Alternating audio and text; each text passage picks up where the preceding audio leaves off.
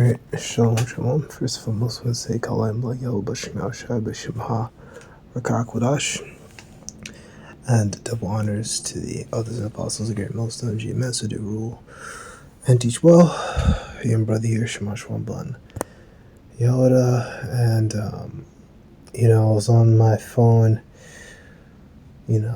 earlier today, and I kind of had like a random notification come in.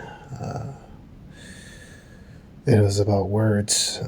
I don't know if other brothers get this, but sometimes I'll get random words will just like show up on my phone. Like it'll just be like a random word in like a dictionary definition will show up, which I think it's because I have like a Google phone or whatever. I think Google just sends that stuff to me because that's what we always do. We always get into these words. We learn from our elders. So that's what we do. And the word that it showed was dethroned. Right? And I was like, thinking about it. And I was like, that would be a good video idea. Spirits led me, that would be a good idea to kind of talk about that, So we'll just go into it. So the word throne, right? Because dethrone is pretty obvious, but let's get the throne or throne, the seat of God or a saint in heaven, right? So see the Most High as saint in heaven, which that probably we know what that stuff goes back to, that whole Catholic stuff. And when an Israelite goes to heaven, they just sit there and wait. I don't know if Catholicism was even around like the 1200s, maybe. I know like the popes, that was like, I don't know, 1300s, 1400s, 1500s, and it came into a time where we lost that stuff, but maybe there was. I never looked into it when exactly Catholicism was started up. I know we started the first popes were Jakes, but in time, when Esau started to get more political power, they started to run that stuff, and that the popes and the people bowl and all that stuff was complicit in getting the Northern Kingdom jacked up, So back into this, right? Sea occupied by sovereign from old French trône. French trône, I don't know how to say that in French. From Latin, thronus. It's probably something like thronos, thronos, I don't know. Elevated seat, chair, throne, right? The whole firmly support of Latin, firmus, firm, steadfast, strong, stable. I don't know what the hell Sanskrit, who cares? From the 14th century, the symbol of power, colloquial meaning toilet. It's funny. Oh man. Alright, I guess that's how the word involved, but why? It's recorded from 1922, the classical age referred to it in English from late 14th century. So maybe that became with the word toilet, got adapted from throne, which is a little funny, a little silly, but when we think of throne, we think of a seat of a king, right? Alright, so this is the book of Daniel, chapter 2, verse 35. Get to the point. Then was the iron, the clay, the brass, the silver, and the gold broken to pieces, right? And became like chaff on the summer. The ocean floors, no one carried them away, then no place was found for them. The stone that smote the image became a great mountain and filled the whole earth, right? Which means a government.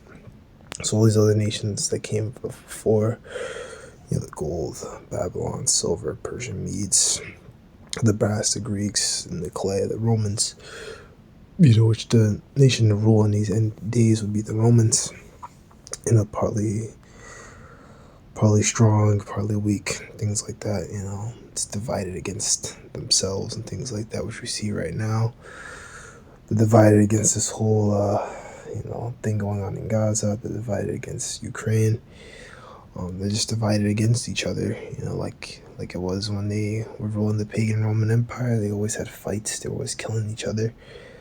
And now they're doing the same shit again, right? So that was that, and then you got right, Daniel 2:44, as in the days of these kings shall the God of heaven set up a kingdom which will never be destroyed, right? And the kings, modern day, right? And the kingdom shall not be left to other people, but shall break in pieces, consume all these kingdoms, and it shall stand forever. Alright, so that's when Yahushua comes back.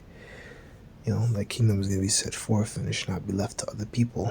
No other nations are going to take us down like you other guys make up, your comic book stories that, you guys have such a inferiority complex, so you're just, like the scripture says, Israel is a horn-born slave. People just love being at the bottom. Even when we tell you that, like, it's a fact, like, you're gonna become the top nation in the future, you just love being at the bottom so much you will just twist things and make up your own headcanon that, but it's not gonna last. Like, you guys are just so like buck broken that you just love being at the bottom. You just love, I don't know, you just love to be stepped on, man, by these other nations. You guys are gone. Like, it talks about that. Let's see the first chapter. But let's see.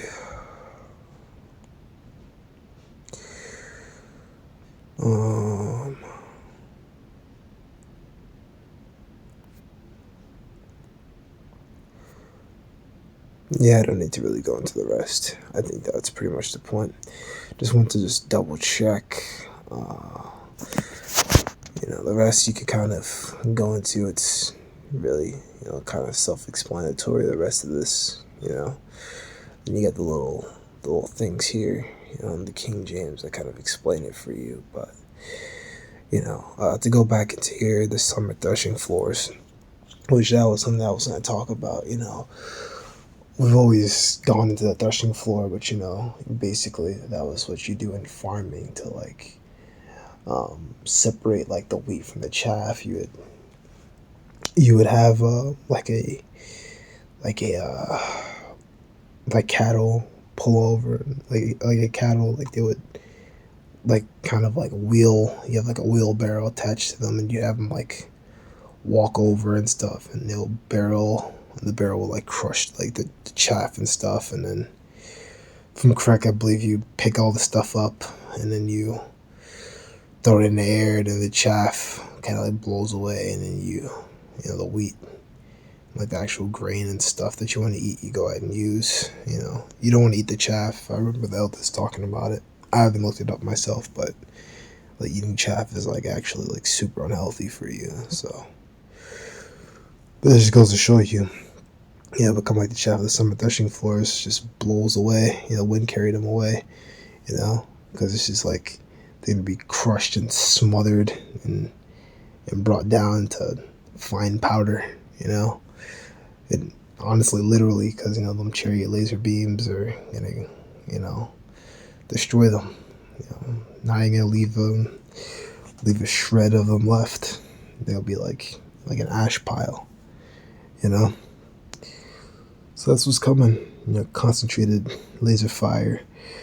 Now that I talk about it, kind of reminds me of like Fallout. If you ever look at like the old school Fallout games, and like an enemy dies by like laser fire, like you can actually see them like turn to ash. Even in like the newer ones too. When you like kill an enemy with like lasers, they'll like turn to ash and stuff like that. They'll just literally like disintegrate. So that's what's coming. And 2nd Esdras 13 talks all about that. So that was pretty much it. Just something I was thinking about, right? Esau, you're going to be removed from your throne of power. You're seat of power, your thronus, you know, and you know, the Most High is gonna set up that new kingdom on earth, new heavens and new earth, right, under new rulership, and you know, Esau's gonna be dethroned, you know, from his power seat. So that was pretty much it. That's all I wanted to pretty much go into. I'm the one edified, inshallah.